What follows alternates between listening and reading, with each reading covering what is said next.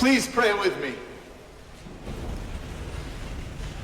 Dear God, we ask that the meditations of all our hearts and the words of my mouth both might be found acceptable in your sight.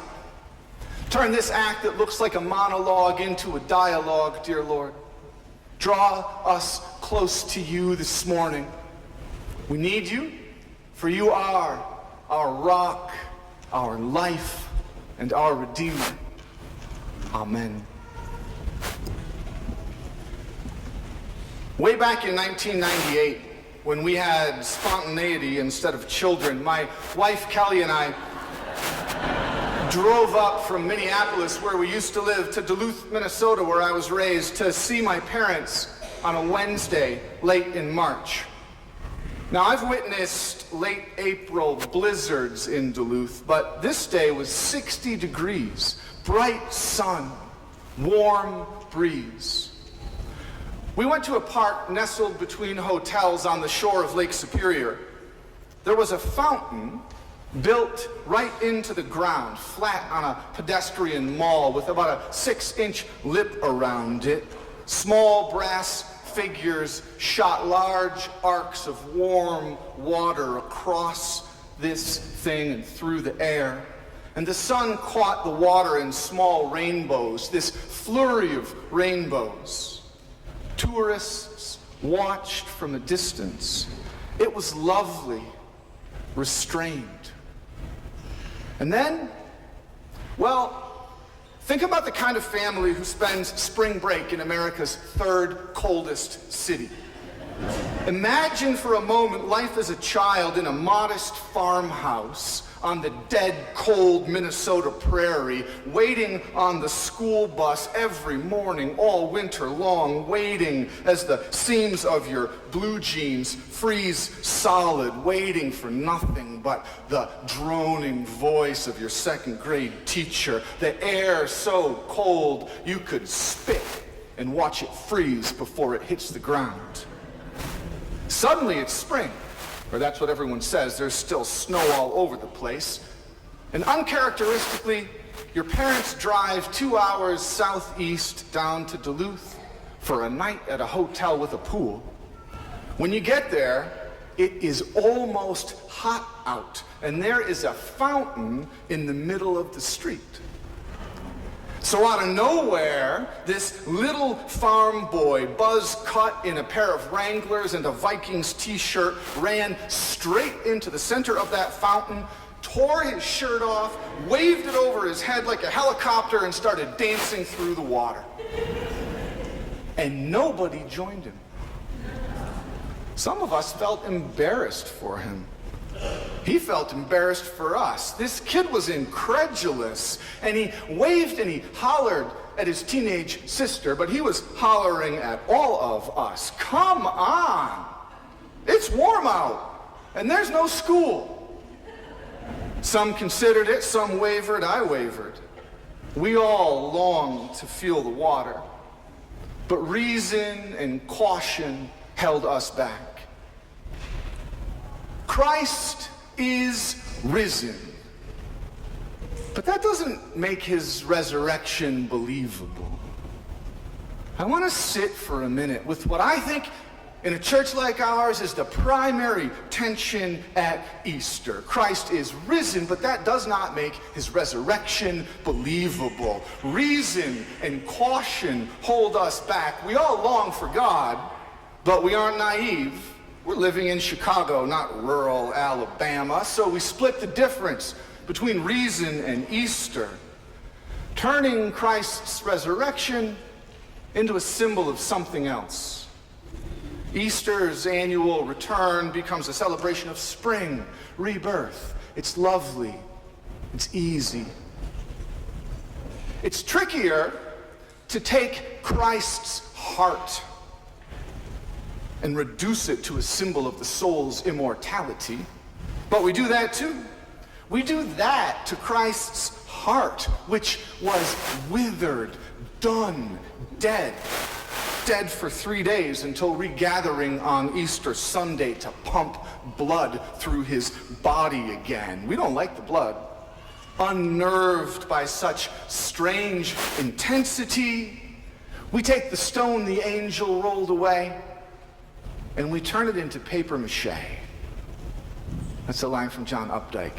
It's powerful, isn't it?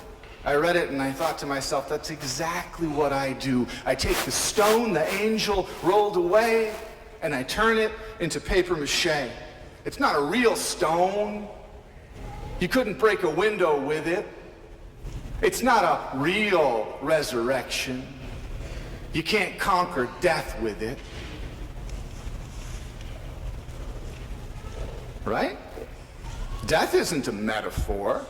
Death is real. We bow down before it. We spend our lifetimes bowing down before it. Here's our credo. The poet Philip Larkin wrote it. Brace yourself. This is very dark for Easter Sunday morning. I work all day and get half drunk at night. Waking at 4 to soundless dark, I stare. In time, the curtain edges will grow light. Till then, I see what's really always there. Unresting death. A whole day nearer now. Making all thought impossible. But how and where and when I shall myself die. Sad. Don't you feel sad for Philip Larkin? Can't you see him? Black turtleneck, clove cigarette, poor, anguished poet. It's a bit too much, really. But it's true, right? He'll die. We all will die. Nobody doubts death. It's not a symbol for anything. It's a fact. We bow down to it. And then when we're down on our knees before the power of the grave, we become shaped by the object of our belief. Worship something long enough, and you begin to resemble it. Death's logic becomes our logic. Death's logic becomes our logic. Are you confronted by a big problem? Drop a bigger bomb. And we reply indignantly, I'm not on my knees. I am not on my knees. I'm an independent person. I am up and about. I am not on my knees. Well, that's how you know something has power over you. Its hold is so pervasive, you can't even see it. And we don't want to see it. And when someone tries to show it to us, someone like the risen Christ, we are going to resist because we've put a lot of energy into denying the fact that we worship death. We deny it, anesthetizing ourselves against the grave's inevitable sting with smartphone distraction, craft beer consumption, Netflix compulsion. And that's my list. That's my personal prayer of confession. I am sure you have your own list, and I imagine that it works. It works. Until it doesn't. Until it's 4 o'clock in the morning and you can't sleep because the fact of your own mortality is staring you in the face. Or maybe you're not so dramatic. Maybe you're not as dramatic as Philip Larkin. Maybe it hits you in a subtler fashion. A day of vacation wasted by a family squabble that you helped set off, or simply by the fact that you couldn't help yourself and you looked at your office email and the day of rest got derailed. And there you're sitting on the beach, botched happiness in your hands, well aware that the clock is always ticking. Meanwhile, there's a larger death stalking all of existence. I always turn the page in the newspaper, scroll right by it on the internet whenever I see these things. I'm not sure why, but I feel like if I'm afraid of something, sometimes I need to inflict it on other people. So there's a larger death stalking all of us, stalking existence itself. The polar ice caps are melting faster than the minutes of our lives. And so we get creative. We kill lions to clear forests, to grow palm oil, to replace fossil fuels. And guess what? 90% of the world's lion population has been wiped out since 1993. Or maybe I've got the facts wrong. Maybe I don't know a thing about lions. Maybe I just made that up or found it on some bogus website. Who knows? The truth itself is dying. It's all pretty grim, right? All these flowers, we start with such beautiful music, and then we go down deep into the grave. Well, Easter's always going to feel like overkill if we don't sit and reckon with the way death messes with us. I always want to do that on Easter Sunday. On the Easter after 9/11, the church I then served printed 2,000 postcards. This was a big chunk of our budget. 2,000 postcards to invite the entire neighborhood to church. If ever America needed Easter, it was that year. I wrote the copy on the postcard. It said this: "Come celebrate the ancient truth in a progressive church. Beautiful music and a short, joyful sermon." Then I wrote it, right? And after work in the handshake line, an elderly man that I'd never seen before grabbed my hand and looked me dead in the eye, and he said, "Son, that was not joyful." And I don't think it was short either. I get it. I should have learned my lesson. But the stakes are high again this year. Can't you feel it? Didn't you wake up this morning so glad to know that it was finally Easter Sunday? Don't you need resurrection this year? We don't need paper mache. We need a stone solid enough to come crashing through the mistruth all around us. Chicago's gun-stunned neighborhoods don't need a delicate faith about spiritual things. Our city needs a risen Savior with nail holes in his hands, well acquainted with trauma and how to heal it. Our earth, our poor, subjected earth, it doesn't need a rational religion that is also subject to human control. Our planet needs a living God who is determined to change humanity. And speaking for myself at least, I know I don't need a faith that ignores my regret and my complexity. I need a God who is alive and is determined to forgive me. I think that's what we all need. I think that's why we're here today. I think that's why Easter is the most popular Sunday of the year. Let's be real. If you were after a manageable religion, why would you come to church on the one day of the year we talk about the resurrection? You would have gone straight to brunch. And plenty of people do, but you're here. And once in this room, you discover that ancient truth again. There is nothing rational about Easter. Thank God for that. Thank God for that. Because we can only get anywhere near the truth of God. We can only get anywhere near the truth of God. This is what the Archbishop of Canterbury said a few years ago. We can only get anywhere near the truth of God when all the easy things to say about him have been dismantled. We can only get anywhere near the truth of God when our image of her is no longer defined by the things we think are possible. We can only get anywhere near the truth of God when all the sensible things to say about him are overwhelmed by the fact that the earth itself pitched and rolled beneath angel feet when the stone was rolled away. There's nothing manageable about an earthquake. The ground shakes. The earth's spine could break. And Mary Magdalene is rattled. This woman, tough as nails. The only one who went with Jesus, no matter where the cruel world took him. This fearless woman, she is rattled by the earthquake, of course, but also by this all-white angel. He's unreal. Imagine going and looking for some consolation, the busyness of death, those details that we attend to in the immediate aftermath of the loss of a loved one that keep us somewhat distracted. Imagine being in the middle of that kind of detail, and suddenly you are confronted by a lightning bright specter. The angel is too much, but also not enough. He brings God's power, but not his love.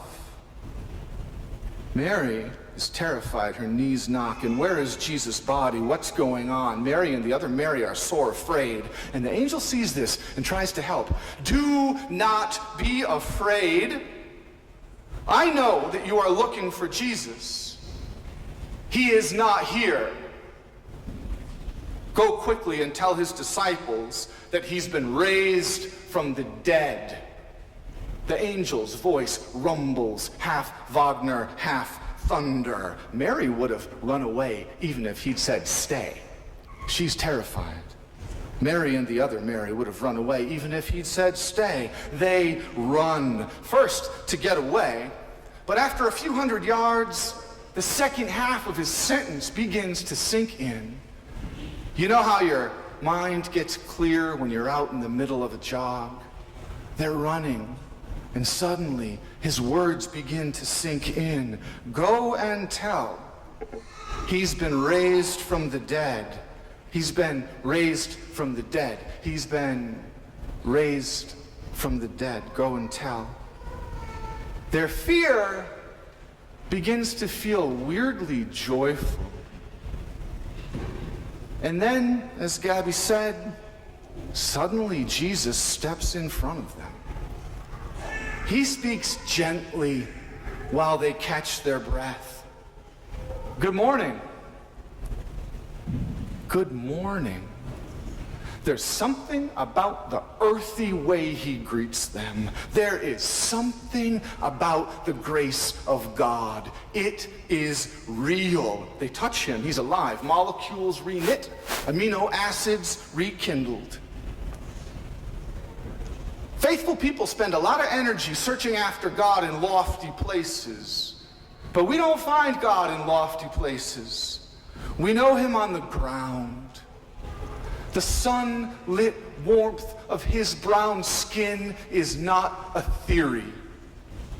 Christ is a living God, as Karl Barth says, a living God who overcomes the strength of death to step into the middle of our lives, not to step inside some thin place that a tourist brochure describes, but to step inside the middle of our lives. A living God in the middle of your life, as real as the power of dynamite or the force of electricity. Barth says, this living God is not a feeling that we're subjected to.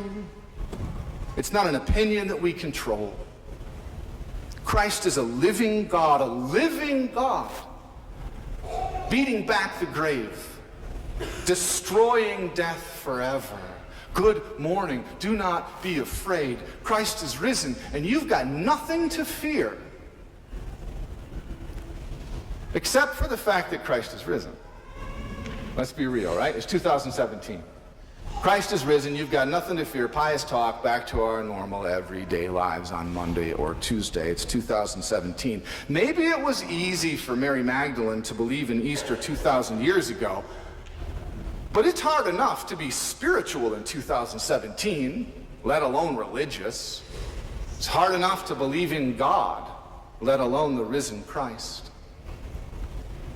He knows this. He knows this. That is why he steps into the middle of our lives and says it again. Good morning. Do not fear. Good morning. Don't be afraid. Don't fear him. He's got nothing but love in his hands. He's got nothing but love in his hands. Now, I'm not saying turn off your mind and become the sort of blinkered, unthinking Christian who seems determined to give Jesus a bad name. You know these people? Your friends sure know them. Your friends who are at brunch right now sure know them, right? They might have their suspicions about you. I'm not saying that we should become the sort of Christian that hurts this world.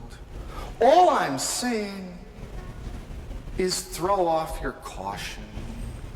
Christ is risen. I would no sooner assume to tell you to extinguish your contemporary skepticism than that farm kid's good Lutheran mother would tell him to strip down to his underwear while playing in that fountain, right? There are some lines we're not going to cross. But we can throw off our caution. Christ is risen. It's Easter. Throw off your caution. Of course, I'm preaching to myself, right? Usually that's the case. Throw off your caution. Here's an entry from John Cheever's journal, Easter Sunday, 1959. When I hear that Mary found a man in white clothes waiting at the tomb, I am incredulous. It's hard for me to believe God expressed his will, his intent, in such a specific image. I read that and I broke out a highlighter and underlined it. It spoke the truth that I experienced so clearly. We resist the specific. We don't want to get close to it. It's unnerving, it's strange, it's hard to believe. We want to have, I think, a superior position to religion so we can stand above it, look down on it, look into it, maybe reach in now and then and pull out parts of it that we are in desperate need of. 30 years after Cheever wrote that passage in his journal, George Lindbeck, the theologian George Lindbeck, answered him. I know I'm taking a risk by getting into all this theology on Easter Sunday, but bear with me, it's the world's greatest comeback in some ways. Here's what Lindbeck said. One can no more be religious in general than one can speak language in general. The specific is essential. You cannot put yourself in a superior position to a given religion and then hope to know its truth. In other words, you got to get in that fountain if you want to feel the water, right? How long ago was 1998? I still think about the fact that I stood there and watched the water spray, and there was sweat on my forehead. It was a warm day, and I admired that little boy. And all I did was watch and think about the water. You have to get in the water. You have to get in the fountain if you want to feel it. And if we don't do that, here's what will happen. We will remain down on our knees, bent by death, convinced that nothing is more powerful than the grave. So it feels risky to stand up. It feels risky. It's hard. These days my knees even creak. It's hard to get up off your knees. It feels risky. God knows this. He knows.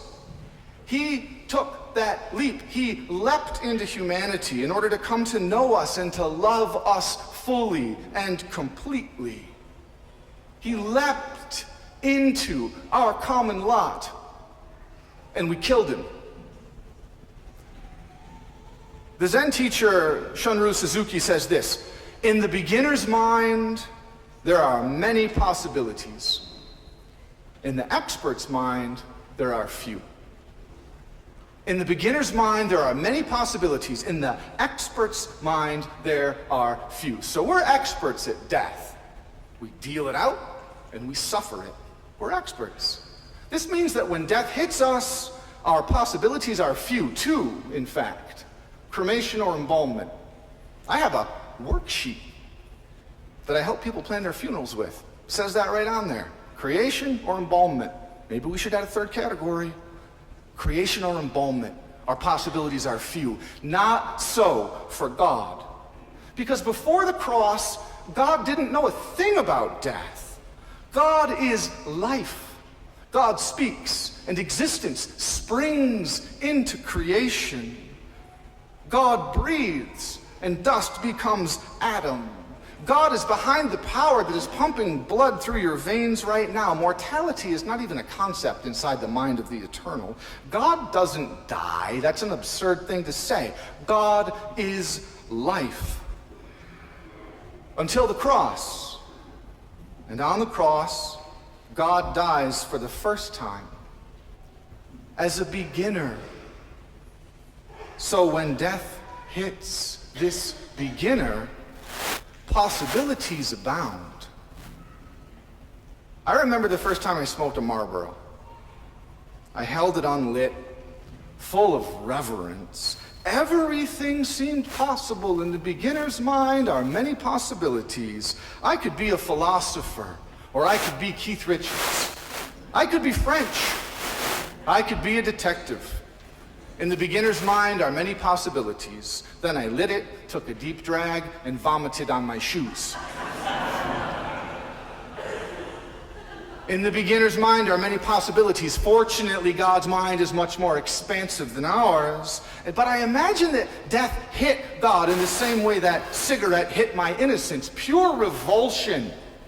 Something inside of him revolted. He couldn't stand it. There would be a powerful response. Christ had never died before. In the beginner's mind are many possibilities. He could stay in the grave. Act by not acting, the ultimate in passive aggression. Let the Earth's rotation slowly come to a halt. He could become enraged. He could roar. He could take the high road, wash his hands of us forever, slip back into paradise quietly, turn his back on this poor Earth. In the beginner's mind are many possibilities, including a deeper encounter with the reality of who the beginner has been since before the dawn of time. The life giver, the forgiver, the one who made us and loves us. Deep in the tomb, Christ calls upon an angel. Dress in your lightning white best and come roll this stone away. I am the death of death. Its rule is over.